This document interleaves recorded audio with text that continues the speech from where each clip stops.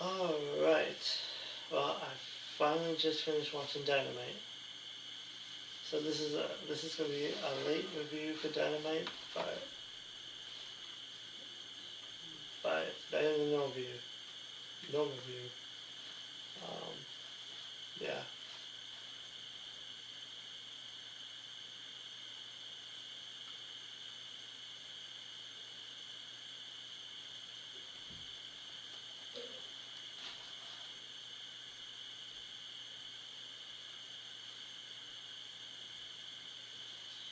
So AEW opened up the show with the Ops, Samoa Joe's, Powerhouse Hobbs, Shibata versus the Hurt Syndicate for the AEW Trios Championship because the Hurt Syndicate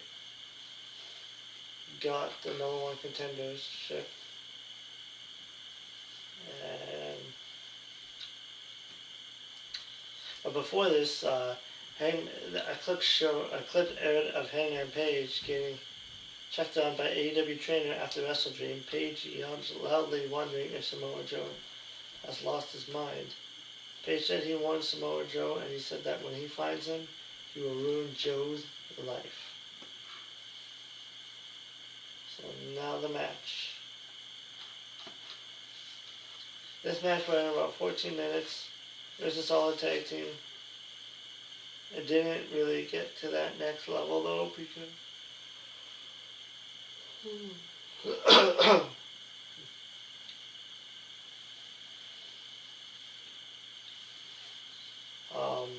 yes, Joe applied the cleaner clutch on MVP, and MVP tapped out to give Joe's team the win thanks to Ricochet, because Ricochet showed up to distract MVP.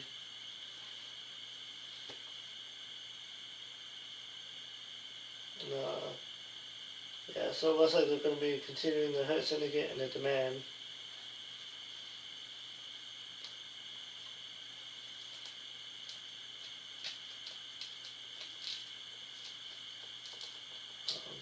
Yeah,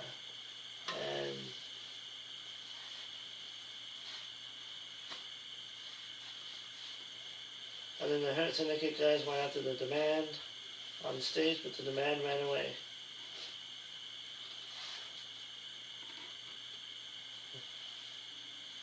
And then Mercedes Moné was arriving early in the day with a bunch of male wrestlers carrying her 12 titles. Her celebration is still to come.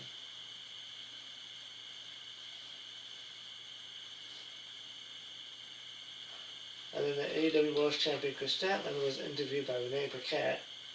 Chris said that she was glad to be in the ring with her. Chris said she doesn't need a celebration because she is focused on what she's going to do. Chris mentioned she beat Toni Storm twice, and she is the AEW World Champion, while Moné has not done that. Statlander said that she isn't the same person that Moné beat last year at Full Gear. And Statlander said she accepted Moné's challenge for AEW Full Gear for the AEW Women's World title. I'm really worried about this match. I'm worried that Chris Statlander is going to lose to Mercedes, and then she's going to become a big, she's going to get another title held on the hostage. But wait, there's a surprise later on in the show. Mercedes is going to go after another title. We'll find out later on. Find out what title she's going to be going to. And Darby Allin made this a big entrance for his big pop. Allin said that there were people saying he could never be the face of this company because he can get himself killed when he climbed Mount Everest. Allin shouted that he is willing to go further than anybody and he would die for this place. Allin said he will never say I quit on Saturday, but he was wearing the scars today. Allin said he knew the Death Riders aren't going away just like that, and Allin said as long as the Death Riders are breathing, Darby Allin is the far behind them. And then the Jurassic Express duo of Jack Perry Luchasaurus was shown after the win. I Wrestle Dream, they also won $500,000 in the match, at least in the storyline. Jack said they beat the most legendary tag team of their generation. Jack claimed they will reclaim everything they have lost. And Jack said that they have to take it all. And Jack said that eventually they'll take their AEW World Tag Team titles.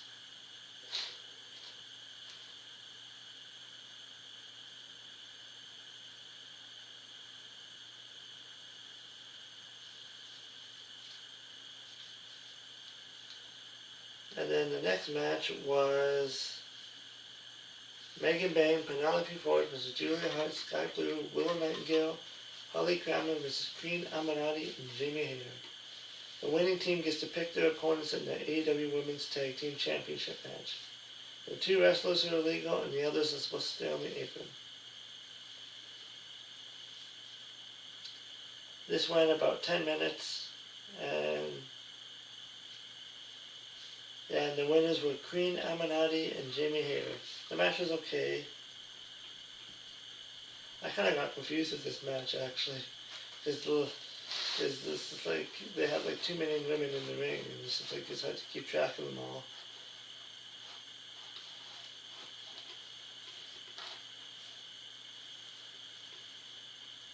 And what's the fun of tags if both people on the team are in the ring? It's supposed to be one person.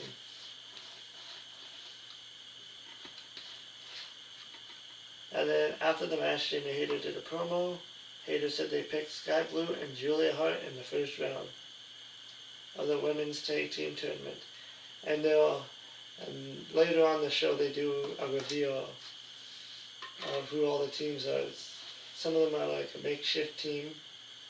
They won't even advertise nothing, they just got made into a team. We'll find out who that is later on. And then the Young Bucks were outside of Tony Khan's office. Renee tried to interview them, and the Bucks said they were broke, so they wanted a money match. Tony walked out of the room and put the Bucks in a match on Collision. Tony said he put up $400,000 for this match. And Tony said it would be Jet Speed and Jurassic Express against the Young Bucks and FTR, who walked out of the room with Stokely.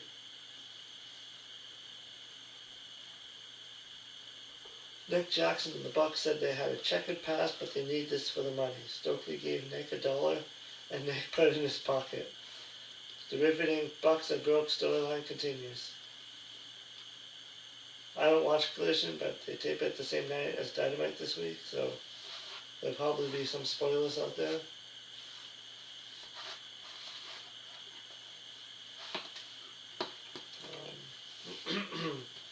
I mean, I guess I could watch Collision, but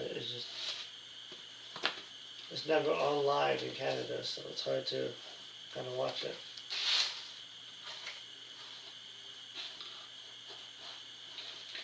And then Mercedes Moné's championship celebration. The ring had a cake in it, and Renee listed some of her recent accomplishments. She recently got her 12th championship in Winnipeg, Manitoba, Canada, of all places, at a WCPW show.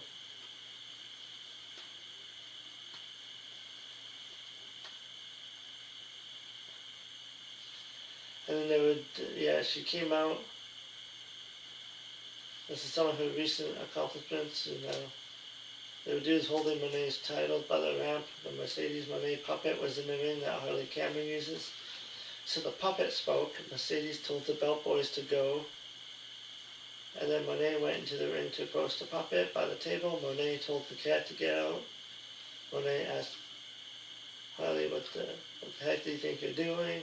Moné yelled about the marks trying to mock her. Moné told Harley she was pathetic and now you're out here disrespecting Moné. Mercedes claimed that being 12 belts, Moné is going down as the greatest accomplishment in pro wrestling history. Moné complained about the pathetic little marks disrespecting her. Moné put the mini Moné puppet into the cake. Monet grabbed Harley and tried to attack her, but Chris Statlander showed up and slammed Monet face first into the cake. Chris slammed Monet with a spinebuster through the cake and through the table. The graphic made it official. Chris Statlander versus Mercedes Monet.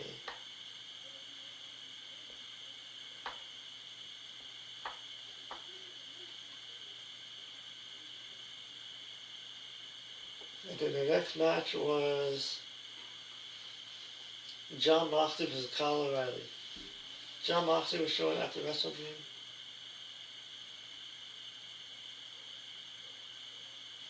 Talk about losing to Darby Allin. Moxley said that he has an unwavering commitment to being the best, and their only competition is themselves.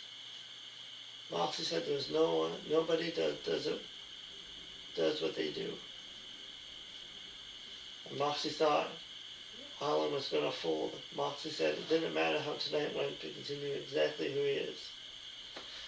O'Reilly made his entrance and they showed the new entrance song of the Conglomeration Group. It's like a 1990s sitcom video.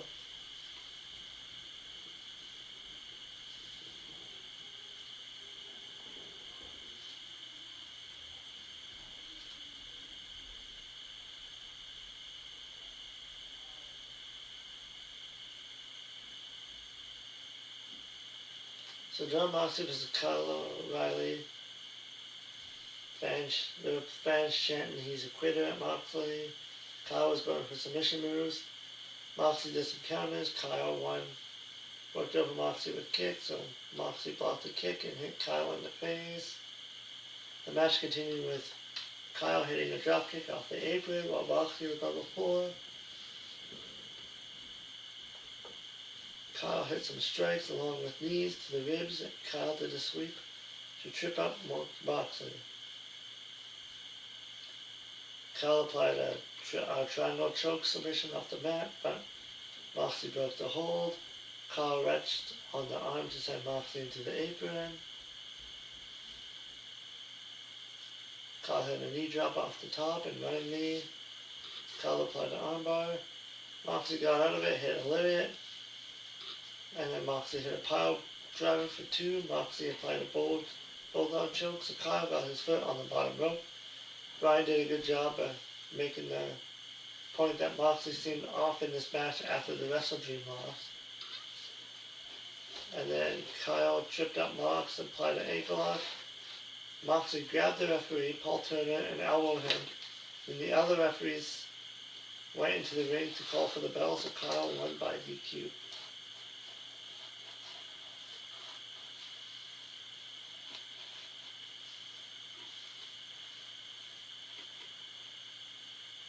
And then after the match, the Conglomeration fought with the Death Riders in the ring. Moxley and Shafir left it to the crowd.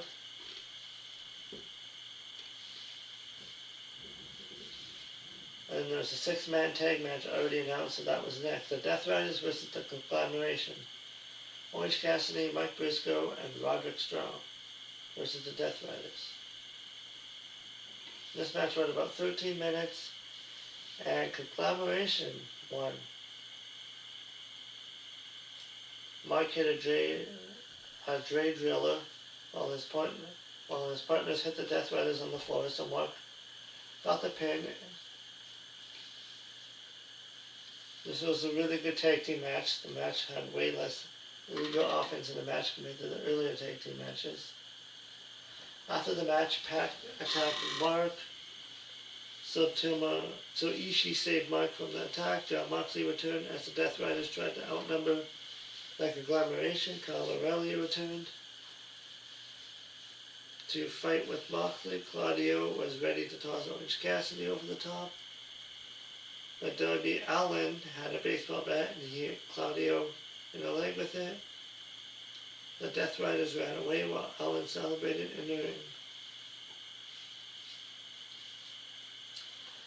And next was an excellent promo by Kyle Fletcher.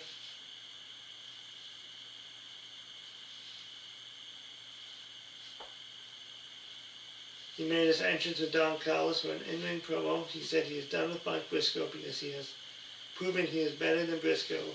Kyle said if he faced Mark a million more times, then Kyle would beat him a million more times. Kyle claimed he'll be the TNT champion for a very long time. And then Mark Briscoe came out, saying that as Kyle grows up, he will learn he doesn't have to talk so much. Mark said he already had his match, but he heard Kyle talking, so he had to retort. Mark said he needs one more shot. Not a million more times. Mark kind of lied about icing his balls in there too, because he's a unique guy.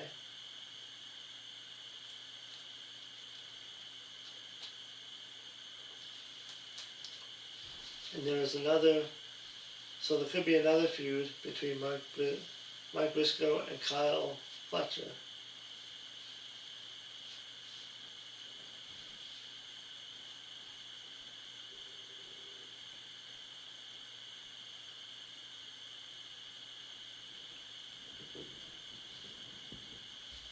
And then Doc Ellis told Mike he's a great wrestler, great athlete.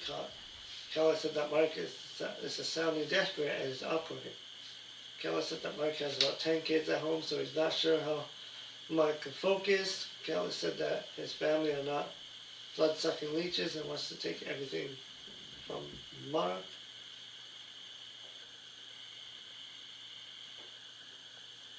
And Kelly's told Mark no.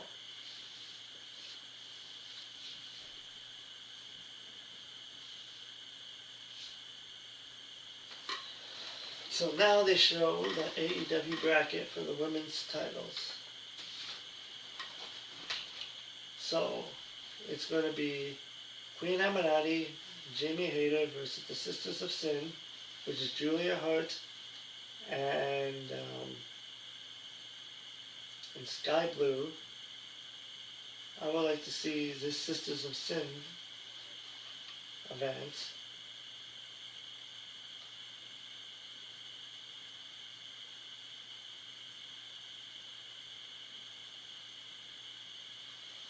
And then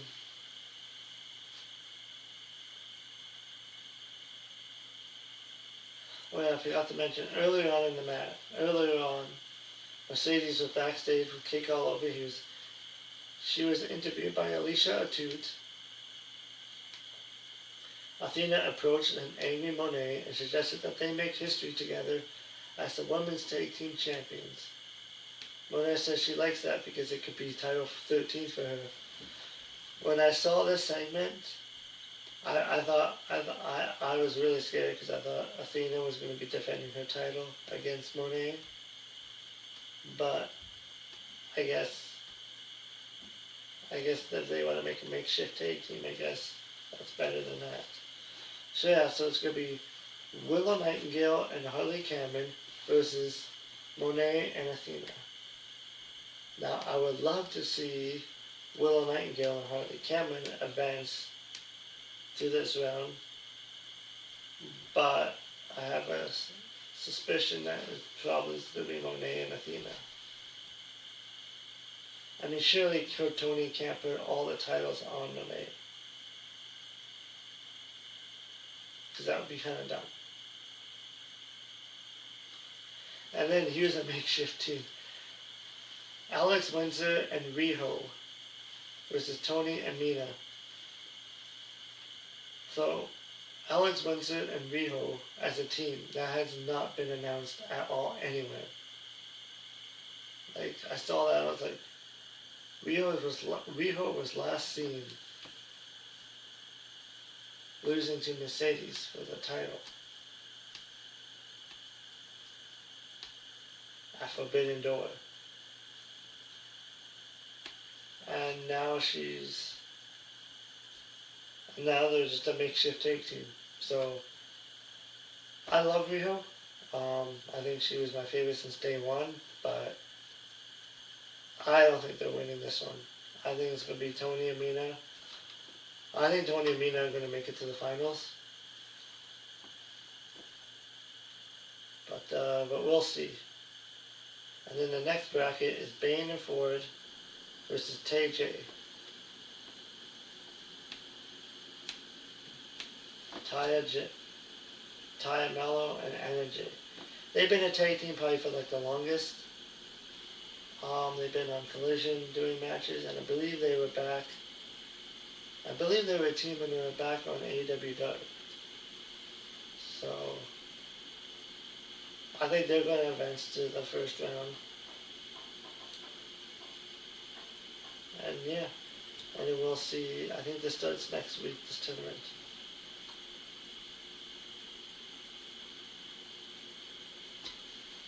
And then Mina was interviewed by Tony Khan. By Renee Paquette. Mina talked about teaming with Tony Storm and how they were going to be champions. And then Thekla interrupted to mock Mina, who said they fought in Japan and they will fight here. Mina said she'll face Thekla on collision, so she accepted. Now was the main event of Dynamite. Okada versus Bandito for the AEW Unified Champion.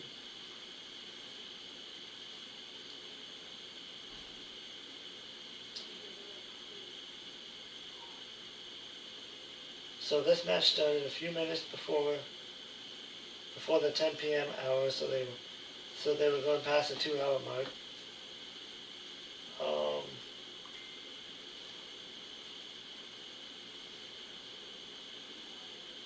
This match ran about 14 minutes. Okada, this match was a really good match.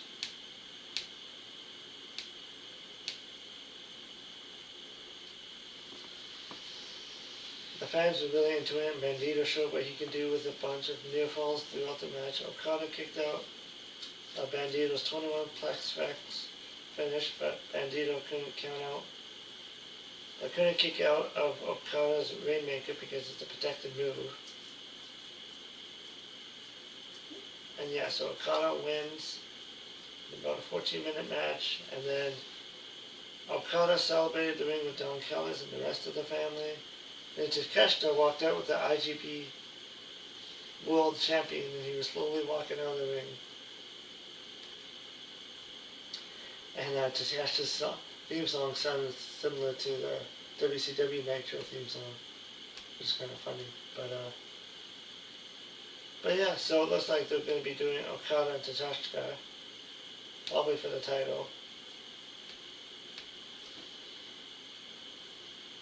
And yeah, and that was Dynamite. So not a very newsworthy show. It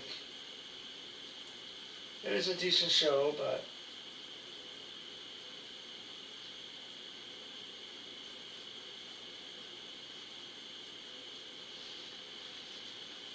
the matches were kind of okay. The match was probably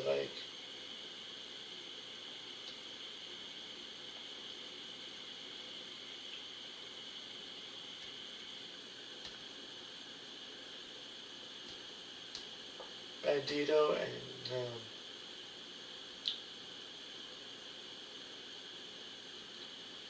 and Okada was a really good match.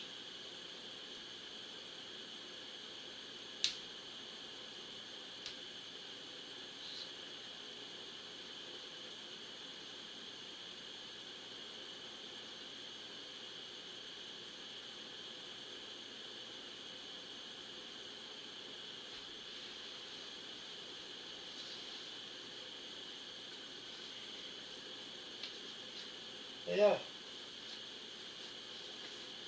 But at least the women's division is advancing. They got a lot of women. And I guess Tony Khan, from what I heard, is actually thinking about doing an all-women's show, which would actually help the women's division grow and spotlight some other women who are not frequently on the television. So that would help. So yeah, so that was Dynamite.